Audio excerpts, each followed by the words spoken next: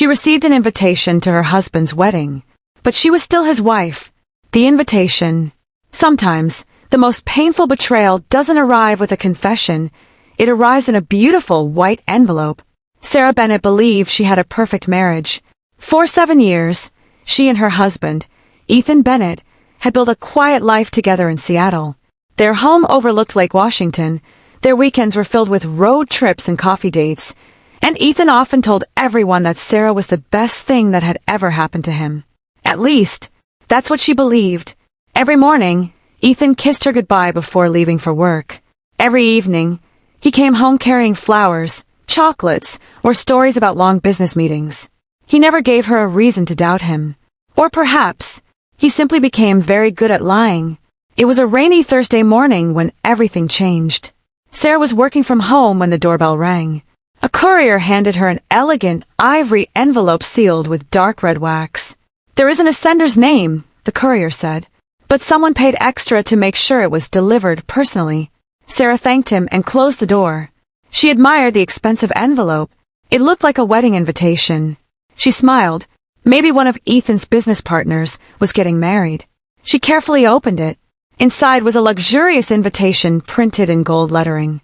At the top were the words, "Together with their families, they joyfully invite you to celebrate their marriage."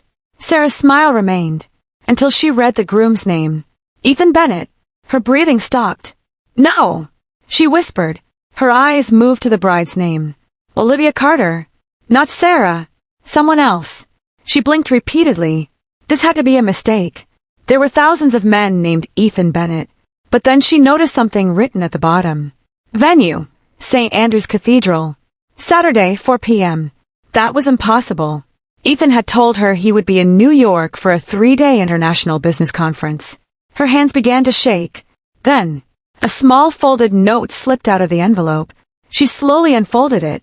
Only one sentence had been written. "He told everyone you died 5 years ago." No signature. No explanation. Nothing else. Sarah felt the room spinning. She immediately called Ethan. No answer. She called again. Voicemail. Again. Nothing. She texted him. "Where are you?" 5 minutes later, her phone buzzed. "Ethan, in a meeting. I'll call later. Love you. Red heart." Sarah stared at the message. For the first time in 7 years, those 3 words meant nothing. That evening, Ethan returned home. He smiled as usual. "Hey, sweetheart." He kissed her forehead. "Long day." Sarah forced herself to smile. "It was?" She watched him carefully. How could someone smile so naturally after planning another wedding? He looked exactly the same. Warm. Kind. Relaxed. Or perhaps, he had simply become an excellent actor.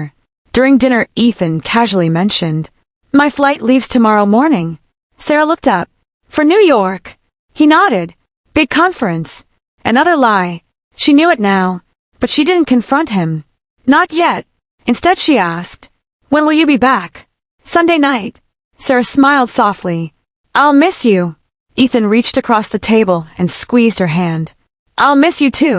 For a brief second, Sarah almost believed him. That night she couldn't sleep. Around 2 o'clock in the morning, Ethan's phone vibrated. He was asleep. The screen lit up.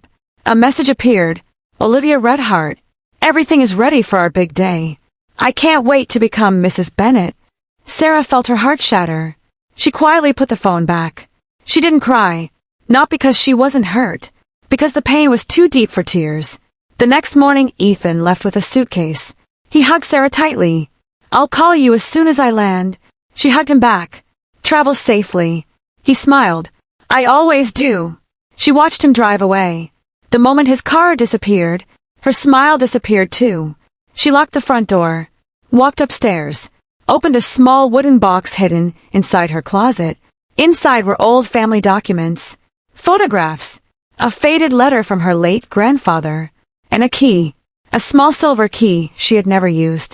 Her grandfather had once told her, "One day, someone will try to take everything from you. When that day comes, open the box at Whitmore Trust Bank." She had always thought he was speaking metaphorically. Now, she wasn't so sure. Instead of crying, Sarah made a decision. She wasn't going to call Ethan. She wasn't going to confront Olivia. She wasn't going to cancel the wedding. She wanted answers. Every single one of them. That afternoon, she hired one of Seattle's most respected private investigators. His name was Michael Hayes. After listening carefully to Sarah's story, he remained silent for several seconds. Finally, he asked, "Mrs. Bennett, do you want proof of an affair?" Sarah slowly shook her head. "No. I want the truth." Michael leaned forward. "Sometimes those are two very different things."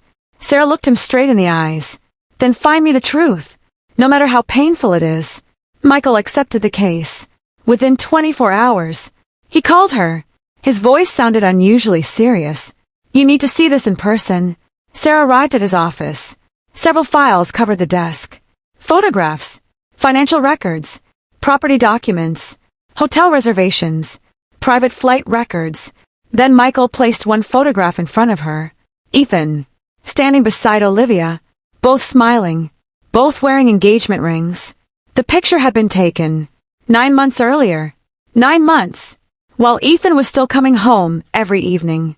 He had been planning another life. Sarah closed her eyes. "This isn't all," Michael said quietly. She looked at him. "What else?"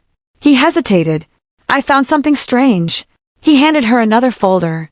"It appears that your husband has been telling people for years that you're dead." Sarah stared at him. "What?" Michael nodded. "I interviewed several people connected to Olivia's family. They all believe Ethan was married once, but his wife passed away in a car accident 5 years ago." Sarah felt the blood drain from her face. Someone had erased her from his life, not with divorce papers, not with the truth, but with a lie so convincing. An entire new family believed it. Michael looked at her with concern. "Sarah, I think this wedding isn't just about another woman." He opened the final folder. "It may be connected to your family's inheritance." Sarah frowned. "What inheritance?" Michael slowly slid an old corporate document across the table. At the bottom was a company name she had never expected to see. Bennett Global Holdings. And directly beneath it, a handwritten note. "Legal heir remains unaware." Sarah looked up. "What does this mean?" Michael took a deep breath. "I don't know yet, but I have a feeling. Saturday's wedding is only the beginning. The lie that buried her alive. The truth doesn't always hide in the shadows. Sometimes, it sits quietly in official records, waiting for someone brave enough to read them." Sarah barely slept that night. Every time she closed her eyes, she saw Ethan smiling at another woman. Not just smiling, promising her forever. The same promise he had made to Sarah 7 years earlier. She wanted to believe there had to be an explanation. But deep inside, she already knew. There wasn't. The following morning, Michael Hayes arrived at Sarah's house carrying another thick folder. "I've been doing this job for 25 years, he said as he placed the folder on the dining table. "I've uncovered affairs, fraud, hidden families, even fake identities." He looked directly at Sarah. "But I've never seen someone erase their wife from existence." Sarah slowly opened the file. Inside were copies of newspaper announcements, business magazines, and social media posts. Every article described Ethan as a successful widower rebuilding his life after losing his beloved wife in a tragic accident. Sarah's hands trembled. "My God!" Michael nodded. He didn't tell one lie. He told hundreds. There were sympathy messages, charity fundraisers, business interviews, even photographs of Ethan wearing a black suit at what appeared to be a memorial service. Sarah stared at the pictures in disbelief. There was never a funeral. Michael replied quietly, "No, the casket was empty." Sarah looked up. "What?" "The ceremony happened while you were visiting your grandmother overseas. Ethan told everyone your body couldn't be recovered after a car accident." Sarah felt sick. "He buried an empty coffin. While I was still alive." Michael slid another document toward her. "I think the fake death was only the beginning." The document listed ownership records for Bennett Global Holdings. One page caught Sarah's attention. "Current controlling shareholder, pending confirmation." Beneath it was another note. "Original heir, confidential." Sarah frowned. "I've never heard of this company." Michael looked surprised. "You really don't know?" She slowly shook her head. "My parents died when I was 11. My grandfather raised me. He never talked about business." Michael leaned back. "I think he had a reason.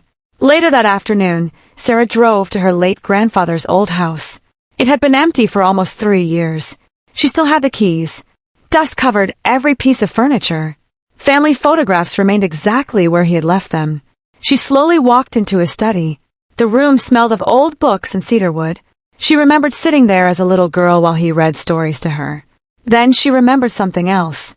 His desk. There had always been a locked drawer. Sarah searched through several keys before finding the right one. The drawer clicked open. Inside was a leather journal, a faded photograph, and another sealed envelope.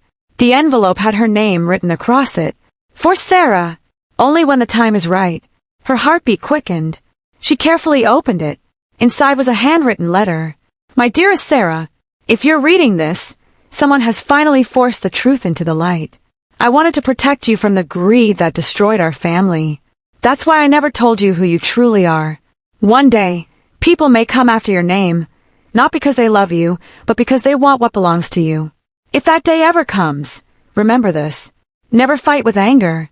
Fight with the truth. The key I gave you doesn't open a house. It opens your future. Go to Whitmore Trust Bank.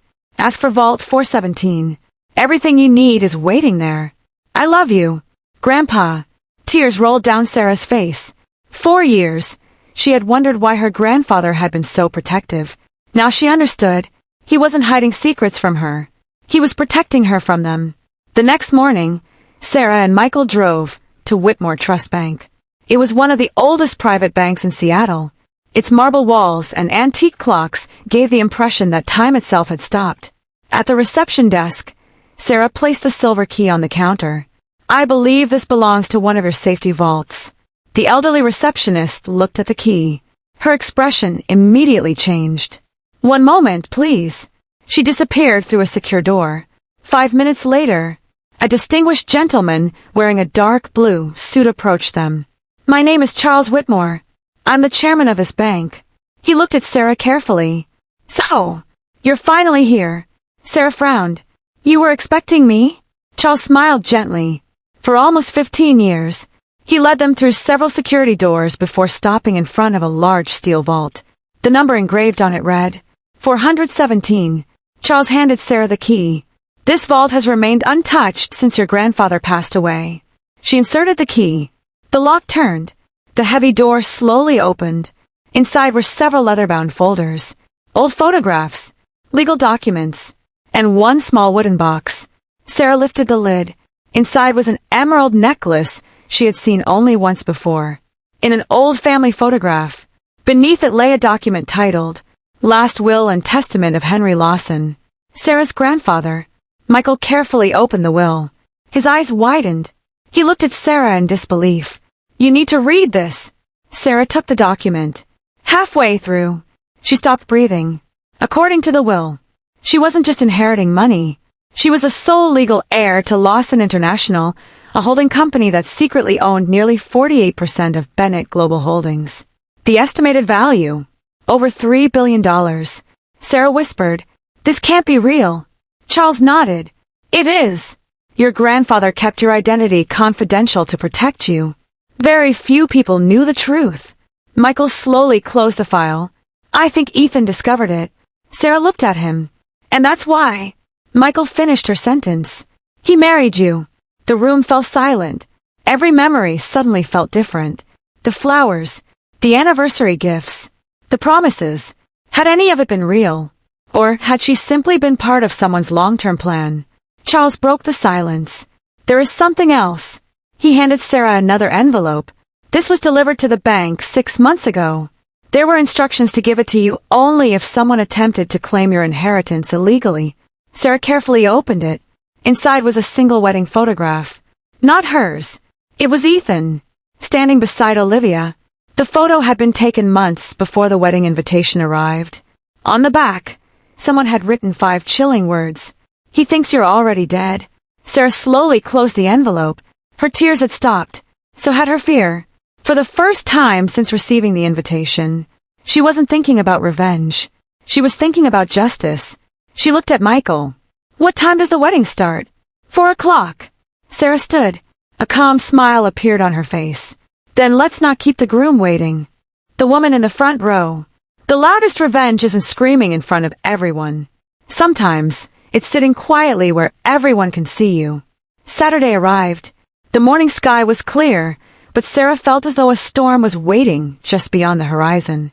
She stood in front of her bedroom mirror, wearing a simple navy blue dress. It wasn't new. In fact, Ethan had bought it for her on their 3rd wedding anniversary. "You look beautiful in blue," he had said that night. The memory no longer made her smile. She picked up her wedding ring from the dresser. For a long moment, she stared at it.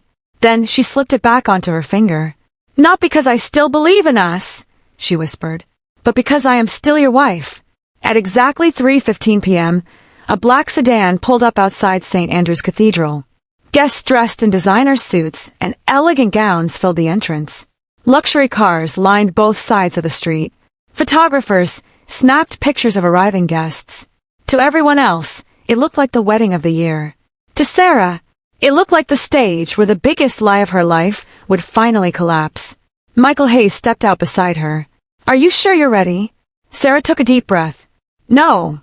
She smiled faintly. "But I'm ready enough." Inside the cathedral, white roses decorated every aisle. Soft violin music echoed beneath the high ceiling. Crystal chandeliers reflected warm golden light across hundreds of smiling faces. Business leaders, politicians, media personalities, executives from Bennett Global Holdings. Many of them had attended Sarah and Ethan's wedding 7 years earlier. None of them recognized her. Why would they? According to Ethan, she had died 5 years ago. An usher greeted her politely. "Welcome. May I see your invitation?" Sarah handed him the ivory card. He checked the guest list, then smiled. "Everything looks perfect. Please." He pointed toward the front. "Your seat is reserved." Reserved? Sarah frowned. She hadn't expected that. Someone had planned for her to be there. Without hesitation, she walked down the center aisle. The soft music continued. Guests barely noticed her. Until she reached the very first row. She calmly sat down, crossed her hands, looked toward the altar, and waited. One by one, people began noticing the mysterious woman in blue. Whispers spread from one row to another. "Who is she? I've never seen her before. She looks familiar." "No, that's impossible." Behind the cathedral, Ethan adjusted his black tuxedo. His best man, Ryan, laughed. "You look nervous." Ethan forced a smile. "Every groom gets nervous." Ryan grinned. "Not because of the bride." Ethan chuckled. "Maybe, but deep inside, something felt wrong." A wedding assistant entered the room. "Mr. Bennett, it's time." The organ music began. Guests stood. Ethan stepped through the side entrance. Applause filled the cathedral. He smiled confidently. Then, his eyes moved toward the front row. His smile disappeared. His entire body froze. "No!" he whispered. Sarah. She was sitting only a few feet away. Calm. Silent. Looking directly at him. Ethan's face turned completely white. His breathing became uneven. Ryan followed his gaze. "Oh my God! Isn't that?" Ethan grabbed his arm. "How is she here?" "I thought." Ryan couldn't finish the sentence. "So did I," Ethan whispered. "So did I." At the opposite end of the cathedral, the bridal doors opened. Olivia Carter entered wearing an elegant white gown. She smiled as guests applauded. She had dreamed about this day for months.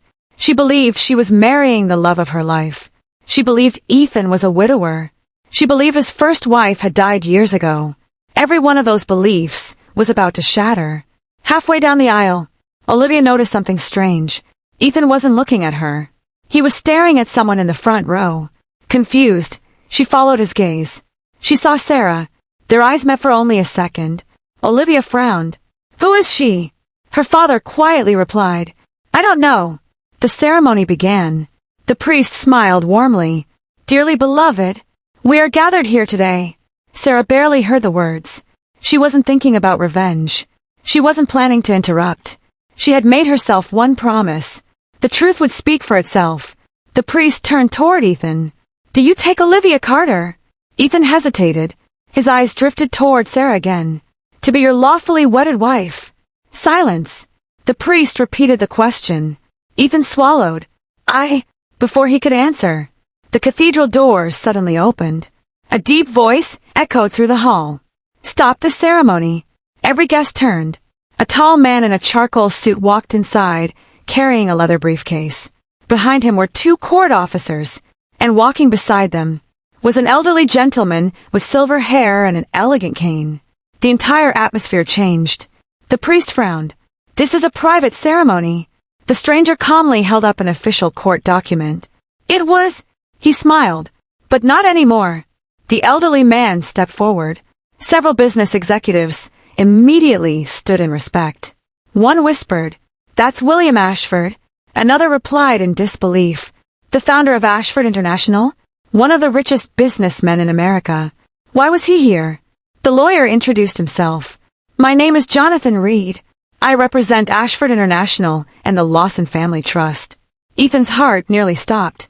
Jonathan continued, "We apologize for interrupting today's ceremony, but this marriage cannot legally proceed." The cathedral erupted into whispers. Olivia looked confused. "What do you mean?" Jonathan calmly replied, "Because the groom has declared himself legally single." He paused. "When he is, in fact, still married." Gasps echoed throughout the cathedral. Jonathan slowly turned toward the first row. "And his lawful wife is sitting right there." Every head turned toward Sarah. The room fell completely silent. Olivia stared at Sarah, then at Ethan. Her voice trembled. "Ethan, what is he talking about?" Ethan couldn't answer. His silence said everything. Olivia took one slow step backward. "You told me your wife died." Sarah remained seated. She didn't speak. She didn't cry. She simply looked at Ethan with quiet disappointment. And somehow, that silence hurt him more than any accusation ever could. Jonathan opened his briefcase and placed several legal files on a nearby table. "This is only the beginning." He looked directly at Ethan. "Because today's wedding is connected to a fraud worth billions of dollars." The guests gasped. Ethan felt the ground disappear beneath his feet. Because he knew the next document Jonathan revealed would destroy not only his wedding, but the entire empire he had spent years trying to steal. The lawyer reveals Sarah's true identity, a hidden inheritance worth billions, forged documents, and the shocking secret behind Ethan's marriage. 4. She received an invitation to her husband's wedding, but she was still his wife. Part 4. The truth they buried. Some families protect their legacy with love, others protect it with lies.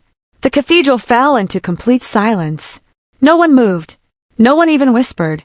Jonathan Reed calmly placed a thick stack of legal files on a polished wooden table beside the altar. Ethan could barely breathe. He had spent years making sure this moment would never happen. Yet here it was, right in front of hundreds of witnesses. Jonathan looked toward the priest. "I'm sorry your ceremony has been interrupted, but according to the laws of this state, Mr. Ethan Bennett cannot legally marry another woman while his first marriage remains valid." The priest slowly closed the marriage register. "I'm afraid he's correct." Olivia looked at Ethan. Her eyes filled with tears. "You told me your wife died?" Ethan opened his mouth. "Olivia, I can explain." She stepped backward. "No, you lied. You lied about everything." Jonathan raised another document. "Unfortunately, that's only the beginning." He turned toward the audience. "Many of you know Mr. Ethan Bennett as the CEO of Bennett Global Holdings." Several executives nodded. Jonathan continued, "But very few of you know who actually owns nearly half of this company." A projector screen behind the altar came to life. The wedding slideshow disappeared. Corporate documents appeared instead. Across the screen were the words, Bennett Global Holdings, Emergency Investment, Amount, $2.8 billion. Investor, Lawson Family Trust. Identity, confidential. Guests exchanged confused looks. One board member whispered, "So the rumors were true. There really was a silent owner." Jonathan clicked the remote. Another page appeared. At the bottom, a signature. He turned toward Sarah. "Mrs. Bennett, would you please come forward?" Sarah slowly stood.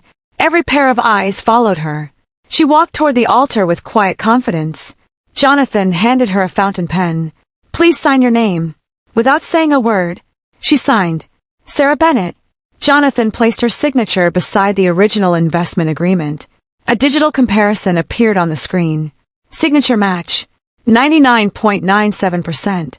Gasps echoed through the cathedral. Jonathan smiled. Ladies and gentlemen, the anonymous investor, the silent owner of 48% of Bennett Global Holdings. He paused. Is Sarah Bennett? The cathedral erupted. Board members stood. Reporters rushed toward the front. Photographers captured every second. Sarah looked completely stunned. I've never invested billions. Jonathan nodded. I know. You never had to. William Ashford stepped forward. The elderly billionaire smiled kindly. Your grandfather made the investment. Sarah looked at him in confusion. My grandfather? William nodded. Henry Lawson.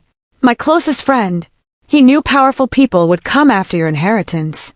So he placed every share inside a protected family trust. Sarah whispered. And Ethan? William's expression darkened. Eventually discovered the truth. Another document appeared on the screen. It was an email, sent 6 years earlier, only 3 months before Sarah and Ethan's wedding. From Ethan, to his cousin, Marcus Bennett. Jonathan began reading. Once I marry Sarah, gaining access to the trust will only be a matter of time. The guest gasped. Jonathan continued. She doesn't know what she's worth. And she never will. Sarah closed her eyes. Every beautiful memory suddenly felt fake. Their first date, their honeymoon, every anniversary, every promise. Had any of it been real? William quietly answered the question she couldn't ask. I believe. He loved you once. Sarah looked at him. But somewhere along the way, he began loving power more.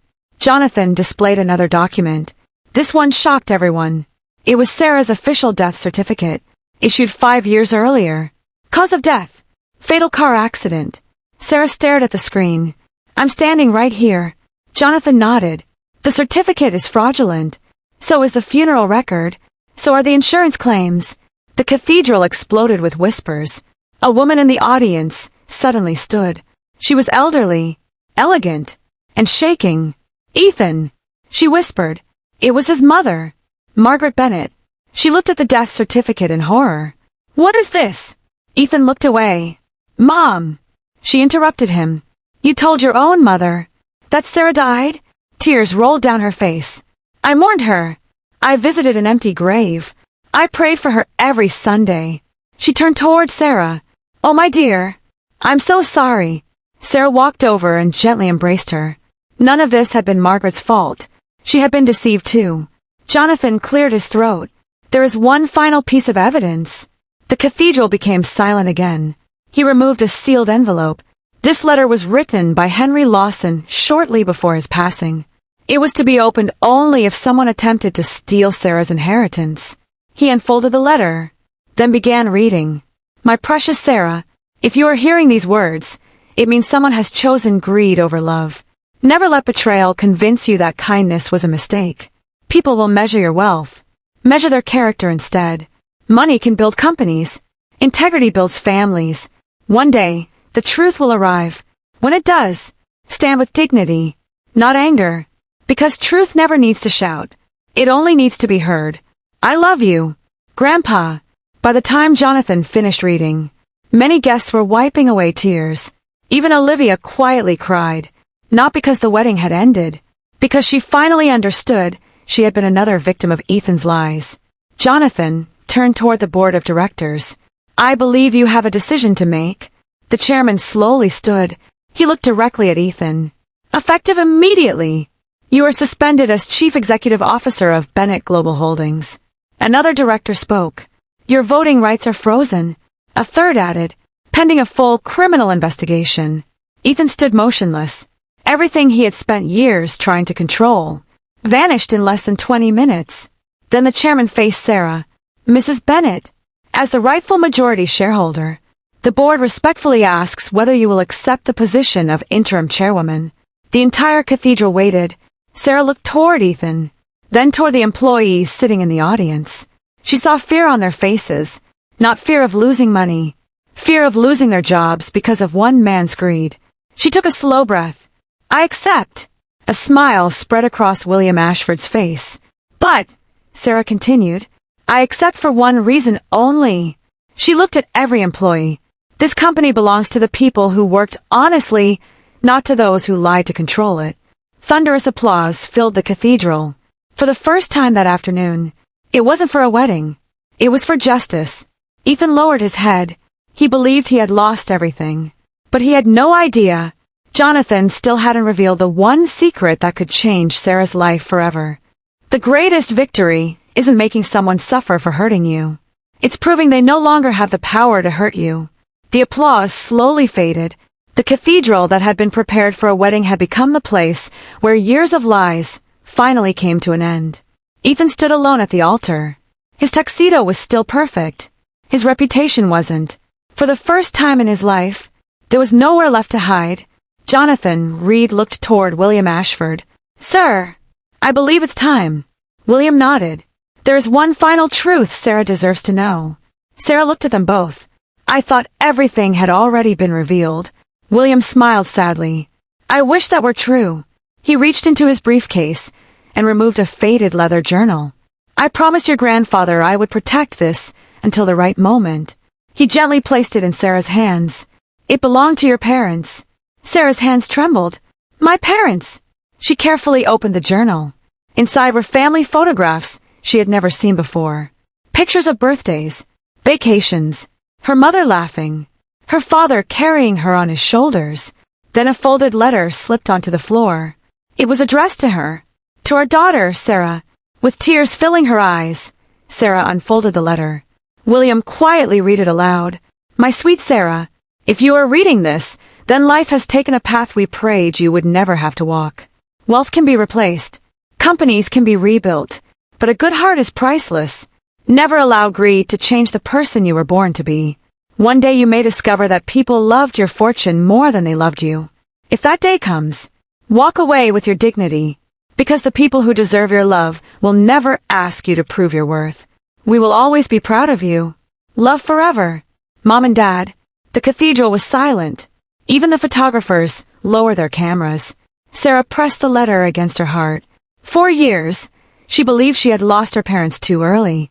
Now, their words had found her exactly when she needed them most. A court officer quietly walked toward Jonathan. He handed him another file. Jonathan opened it. He looked directly at Ethan. "The Financial Crimes Division has completed its initial investigation. Mr. Ethan Bennett, you are being formally charged with fraud, forgery, insurance deception, conspiracy, and filing false government records." The officers stepped forward. This time, they weren't simply observing. They were there to take Ethan into custody. Before leaving, Ethan turned toward Sarah. His eyes were filled with regret. Not anger, not arrogance, only regret. "I loved you," he said quietly. "I know you won't believe me, but I did." Sarah looked at him for several long seconds. "I think you loved the person I was." She paused. "But somewhere along the way, you loved what I owned more." Ethan lowered his head. He couldn't deny it. "I'm sorry." The words barely escaped his lips. Sarah nodded gently. "I accept your apology." Ethan looked up, surprised. "But forgiveness," she continued, "doesn't erase consequences. It simply frees me from carrying your mistakes for the rest of my life." The officers escorted Ethan toward the exit. No one applauded. No one celebrated. Justice didn't need applause. It only needed truth. Olivia slowly walked toward Sarah. She removed her engagement ring. "I'm so sorry. I never knew." Sarah smiled kindly. "I believe you." Olivia wiped away her tears. "What will you do now?" Sarah looked around the cathedral. The flowers, the empty altar, the broken decorations. Then she smiled. "I'm going to start over." 3 months later, Bennett Global Holdings had changed completely. Sarah refused to sit in the executive office that Ethan once occupied. Instead, she converted it into a conference room where every employee could openly share ideas and concerns. She believed leadership wasn't about being above people. It was about standing beside them. The company launched new transparency policies, independent audits, scholarship programs, employee education funds. Within months, the business was stronger than ever. Not because of money, because of trust. One afternoon, William Ashford visited the headquarters. He smiled as he watched young interns walking through the lobby. "You've done something remarkable." Sarah laughed softly. "I've just tried to do what my grandfather would have done." William nodded proudly. He would have been proud of the woman you've become. 6 months later, Sarah established the Lawson Foundation. Its mission was simple: to help widows, single parents, and young entrepreneurs who lacked financial opportunities. During the opening ceremony, a reporter asked, "Why donate so much? You could have kept every dollar." Sarah smiled. "My grandfather didn't leave me wealth, so I could become rich. He left it so I could create opportunities for others." 1 year later, Sarah returned to the small cemetery where her parents and grandfather rested. She placed fresh white lilies beside each headstone. The wind gently moved through the trees. She closed her eyes. "I finally understand. You weren't protecting an inheritance. You were protecting me." A single tear rolled down her cheek. But this one wasn't born from sadness. It came from gratitude. Across the country, Ethan had accepted responsibility for his actions. His business empire was gone. His luxury homes had been sold. His influence had disappeared. He no longer appeared on magazine covers. Instead, he spent his days quietly rebuilding his life, understanding that trust, once broken, is the hardest thing to earn back. He often thought about one moment, the moment he looked toward the front row and saw Sarah sitting there, calm, confident, unshaken. That image stayed with him forever. Years later, a young journalist interviewed Sarah. "If you could relive that day, the day you attended your husband's wedding, would you change anything?" Sarah smiled. "No. That day broke my heart." She paused, "But it also gave me my life back. I didn't win because someone else lost. I won because I refused to lose myself." Epilogue. Life has a remarkable way of revealing the truth. Lies may survive for a season. Greed may appear successful for a while. But eventually, the truth arrives. Quietly, patiently, unstoppably. Sarah never raised her voice. She never sought revenge. She never tried to humiliate anyone. She simply showed up. And sometimes, showing up with dignity is the most powerful statement a person can ever make. The guests forgot the wedding. They forgot the decorations. They even forgot the scandal. But they never forgot one unforgettable image. A woman sitting alone in the front row, proving that integrity will always outshine deception. The end. Red Heart.